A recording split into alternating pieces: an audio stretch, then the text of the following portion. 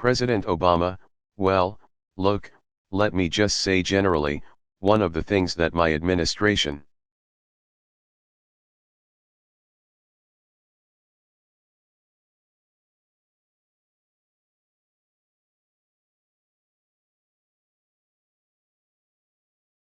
has been able to do over the last year that does not cost money is just enforcing laws that are on the books a little more aggressively.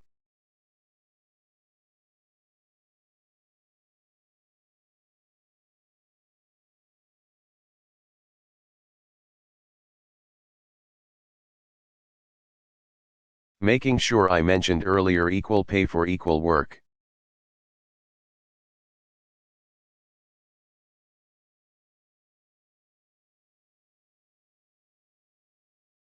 We are so past the point where it should be debatable that women get paid the same as men for doing the same job.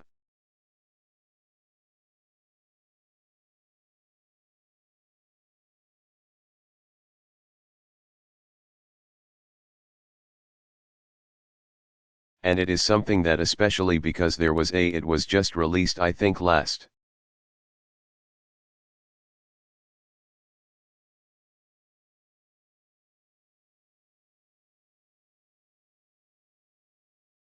week, showing that increasingly the wives are making more than the husbands in some circumstances.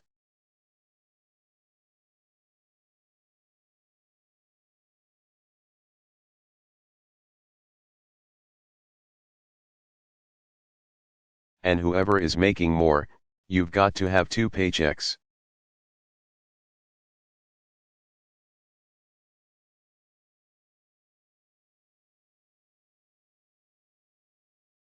So this is not just a feminist issue, you know. Sometimes guys say, well,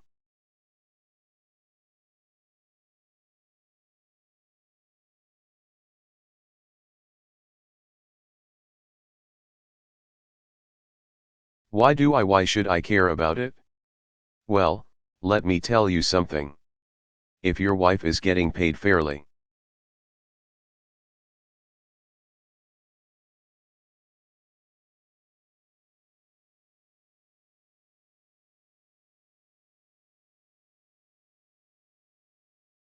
that means your family is getting paid fairly.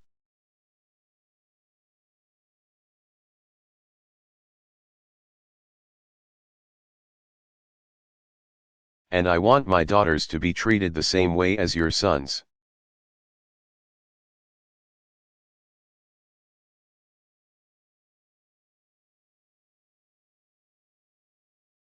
That's something we shouldn't be arguing about anymore.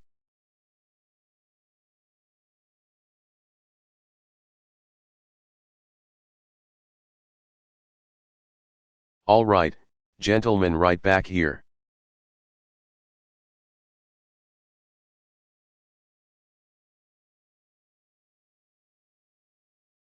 Yes, it's a guy's turn. Yes, sir. Question, I'm an inventor.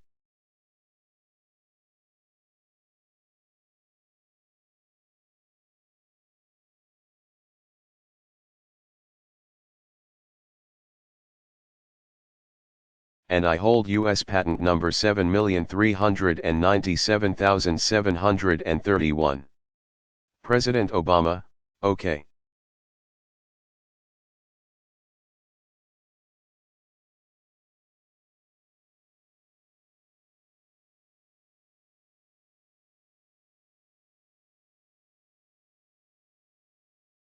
Question, and before I ask my question I'd like to make a sales pitch.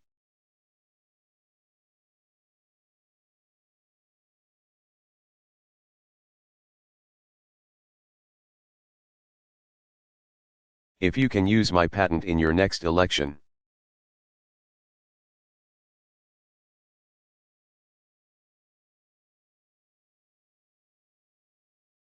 I think you can raise a ton of money worldwide. You should take a look at it.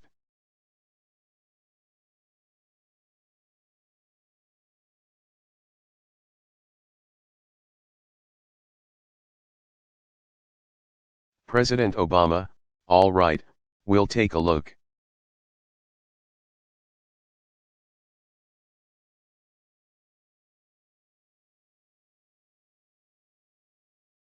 All right.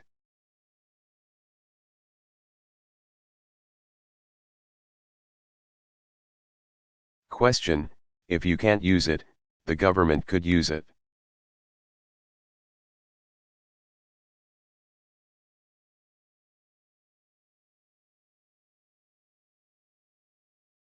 And I could build a multi-billion-dollar business here in Ohio.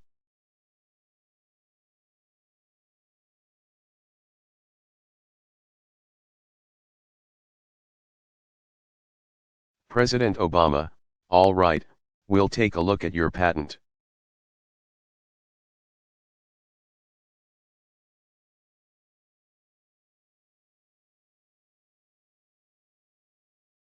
Go ahead, what's your question?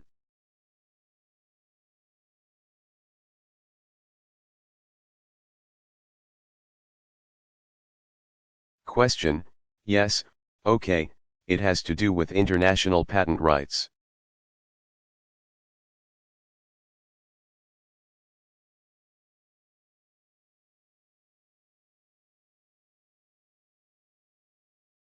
With all this free trade and trade barriers falling.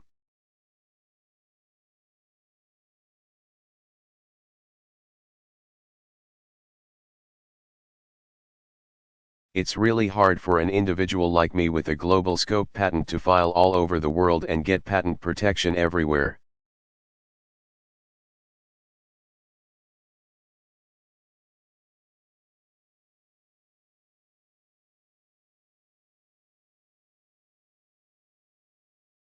And having to go overseas to fight infringement.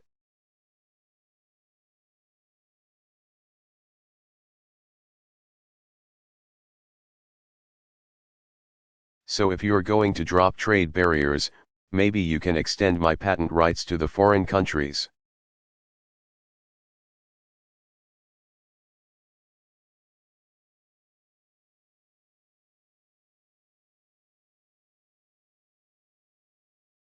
President Obama, well, this is a great question, and this is a huge problem.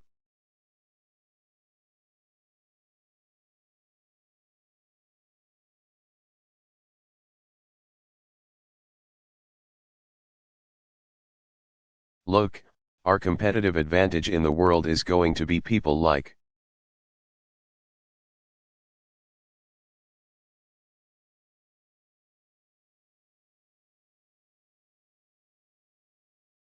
this, who are using their minds to create new products, new services.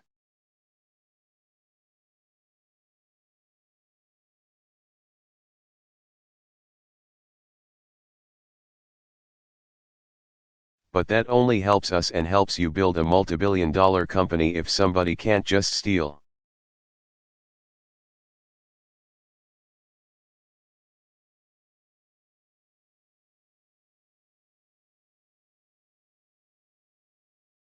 That idea and suddenly start making it in Indonesia or Malaysia or Bangladesh with very cheap workers.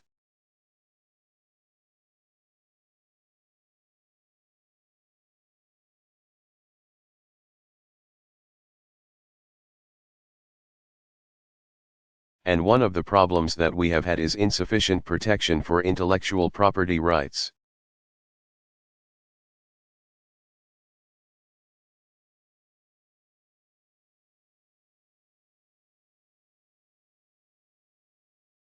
That's true in China, it's true for everything from bootleg DVDs to very sophisticated software.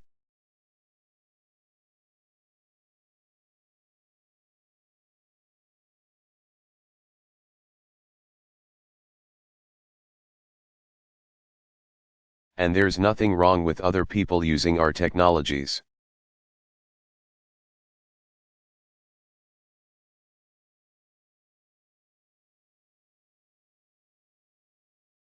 We just want to make sure that it's licensed and you're getting paid.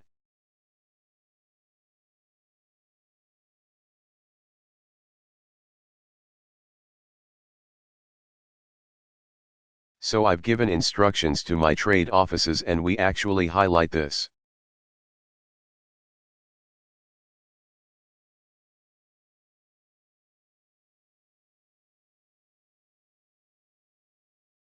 at the highest levels of foreign policy that these are issues that have to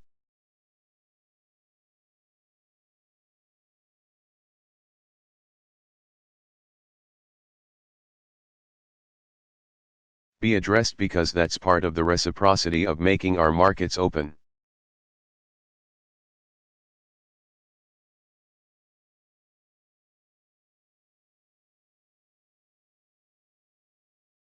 And so when I met with President Hu of China, this is a topic that, at dinner, I directly brought up with him.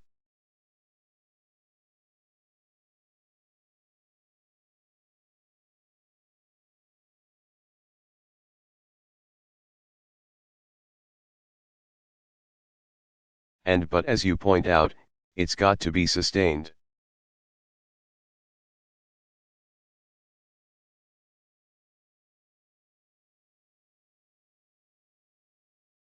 Because a lot of times they'll say, yes, yes, yes, but then there's no enforcement on their end.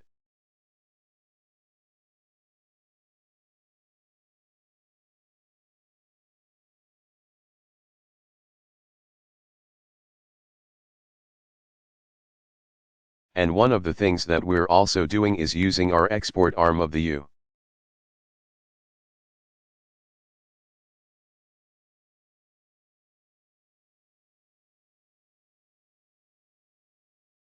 U.S. government to help work with medium-sized businesses and small businesses.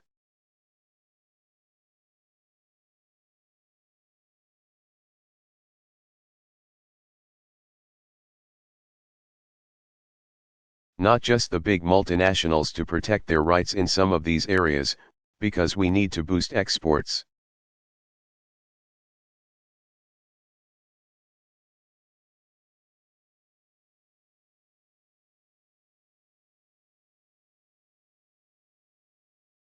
Can I just say, we just went through a decade where we were told that it didn't matter.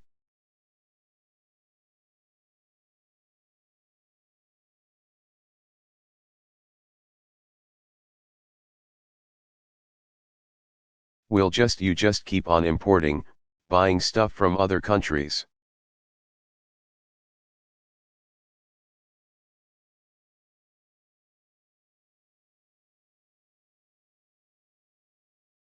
You just take out a home equity loan and max out your credit card, and everything is going to be okay.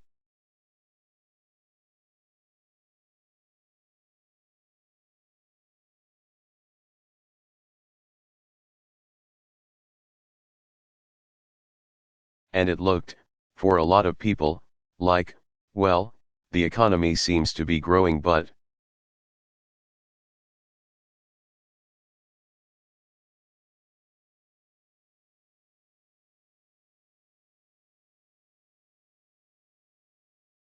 it was all built on a house of cards. That's what we now know. And that's why if we're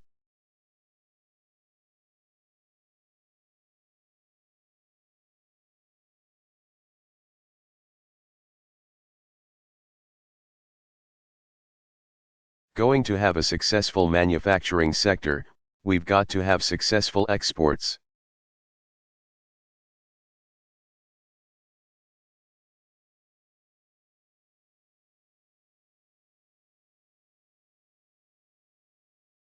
When I went and took this trip to China, and took this trip to Asia,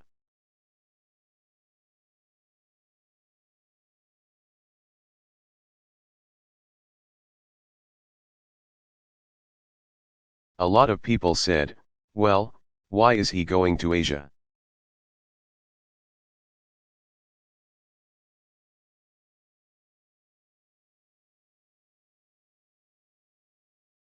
He's traveling overseas too much. He needs to be coming back home and talking about jobs.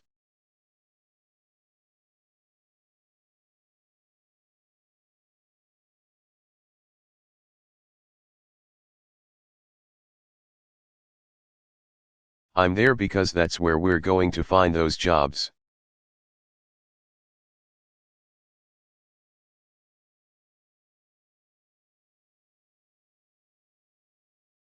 Is by increasing our exports to those countries, the same way they've been doing in our country.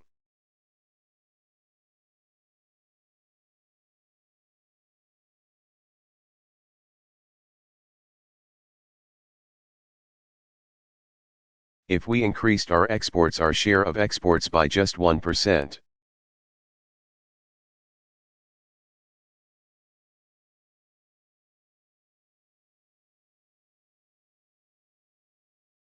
That would mean hundreds of thousands of jobs here in the United States.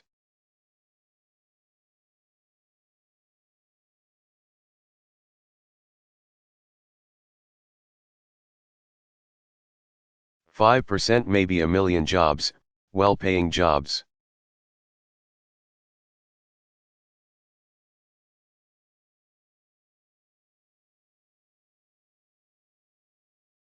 So we're going to have to pry those markets open.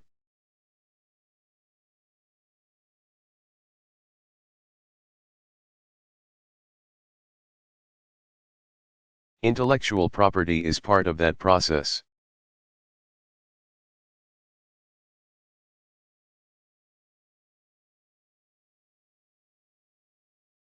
All right, great question.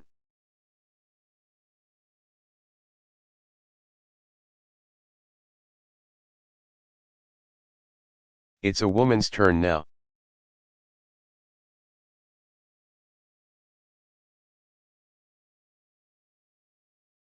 You guys just put down your hands. Oh, okay, well, this young lady right in front. We've got a microphone over here. You know.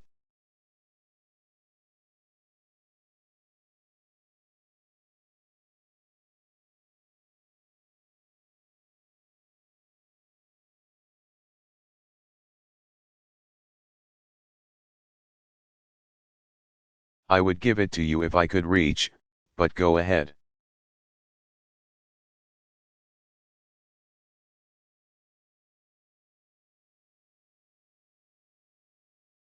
Question, I introduce myself.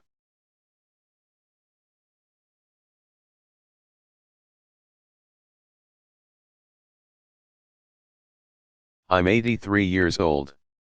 I know I don't look it.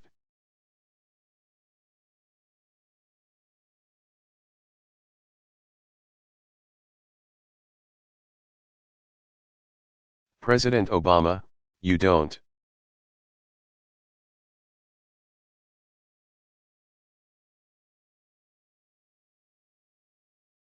You don't. You look great.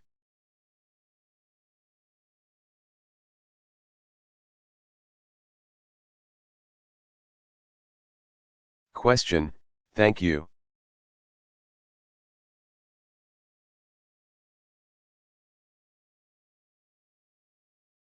I'm very concerned about Social Security.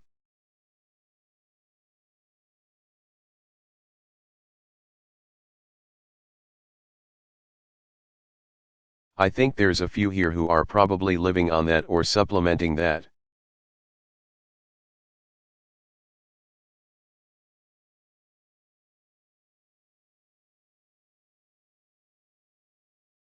I understand that Congress has given themselves a raise but has denied us COLA for possibly the next 3 years.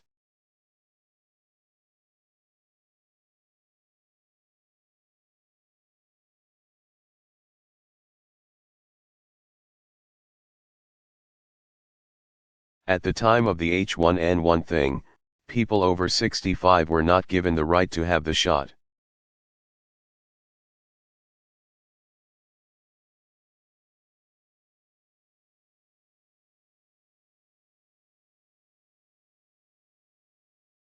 For some reason or other, this healthcare crisis was left on our senior backs. What can we do about this?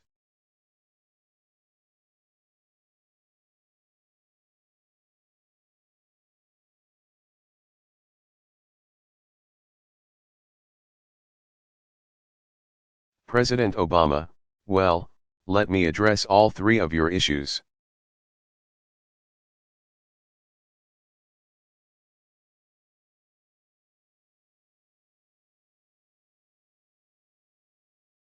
Because you're raising actually three separate issues.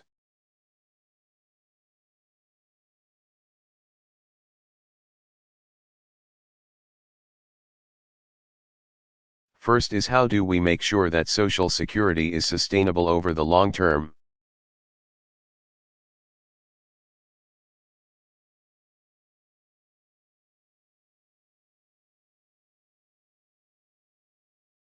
Social Security is one of our entitlement programs that for now is stable, but will not be if we don't make some changes now.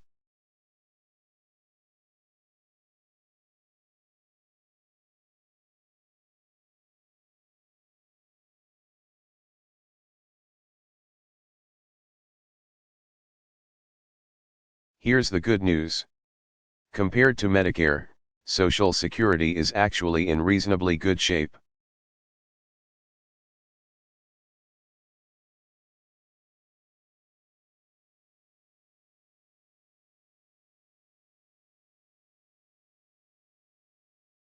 And with some relatively small adjustments, you can have that solvent for a long time.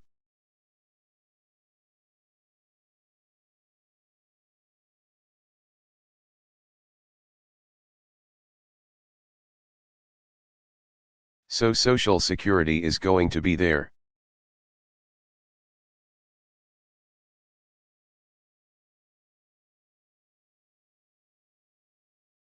I know a lot of people are concerned about it. Social Security we can fix.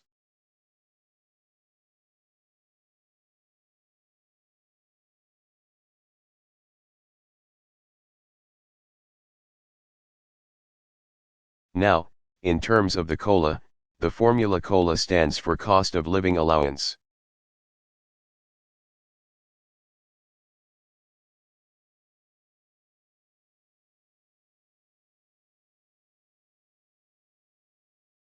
So it's put in place to make sure that Social Security is keeping up with inflation.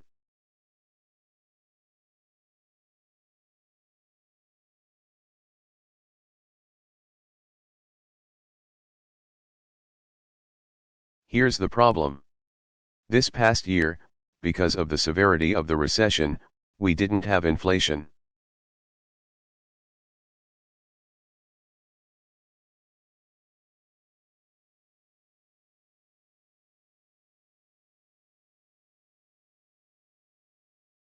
We actually had deflation.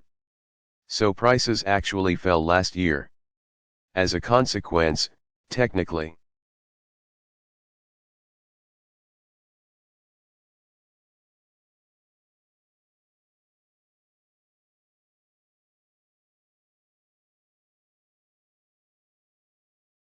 seniors were not eligible for a cost of living adjustment to have it go up because prices did not go up in the aggregate.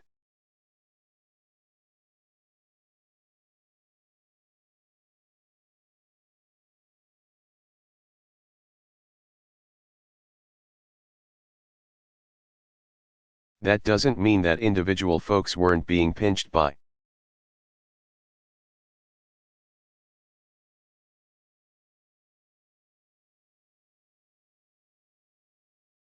higher heating prices or what have you, but on average prices went down.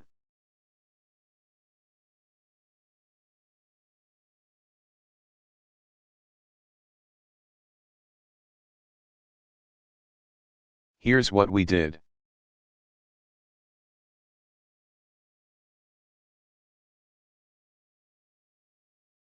Working with these key members of Congress here, we did vote to provide a $250 one-time payment to seniors.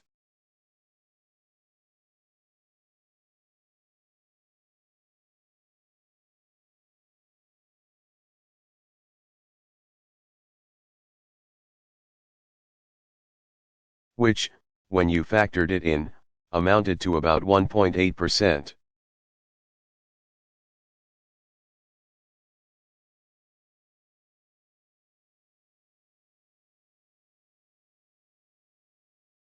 So it was almost the equivalent of the COLA, even though it wasn't actually the COLA.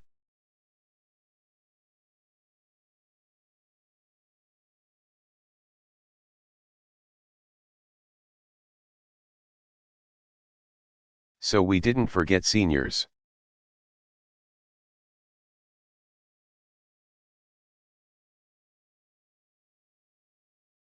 We never forget seniors because they vote at very high rates.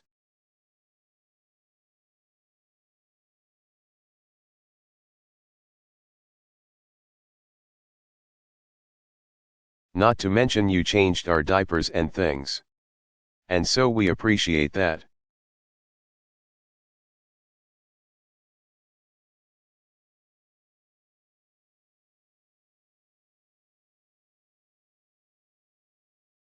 The third point that you made had to do with the H1N1 virus.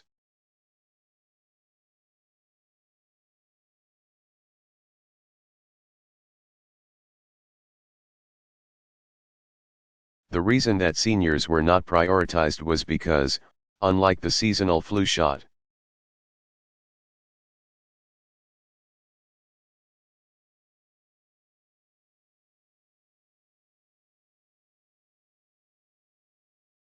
H1N1 was deadliest in young people and particularly children.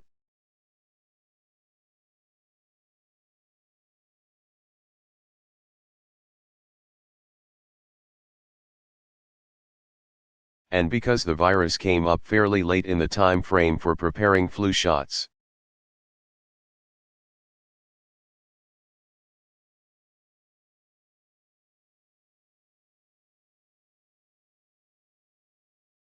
We had a limited number of vaccines, and we had to decide who gets the vaccines first.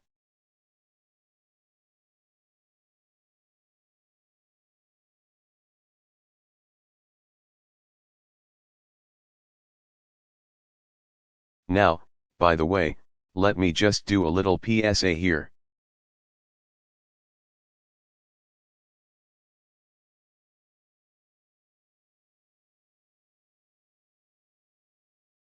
Anybody who has not gotten a H1N1 shot, along with their seasonal flu,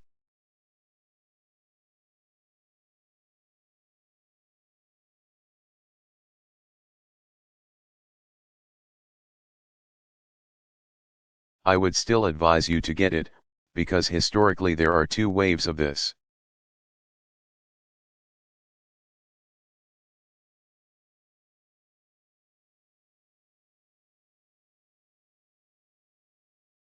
Particularly make sure your kids have gotten it, because there have been a significantly higher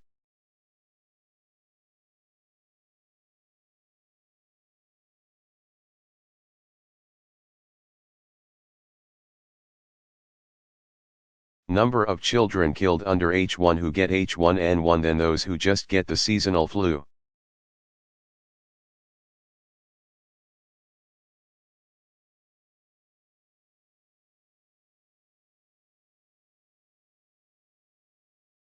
It's still a small fraction, I don't want to make everybody afraid.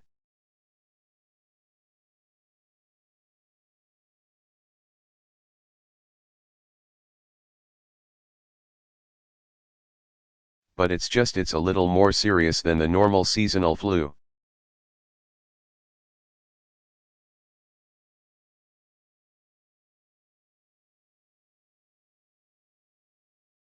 So it's not that seniors were neglected here.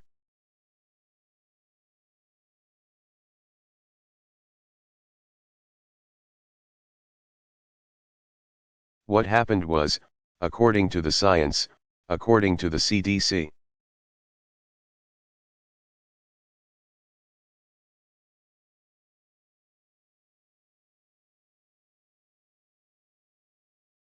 it was determined that we had to go to the most vulnerable groups the quickest, and that was children.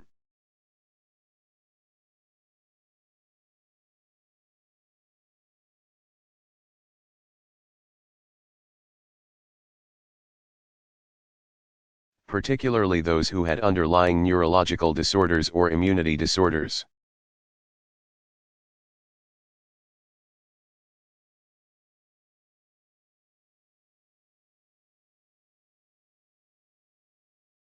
All right?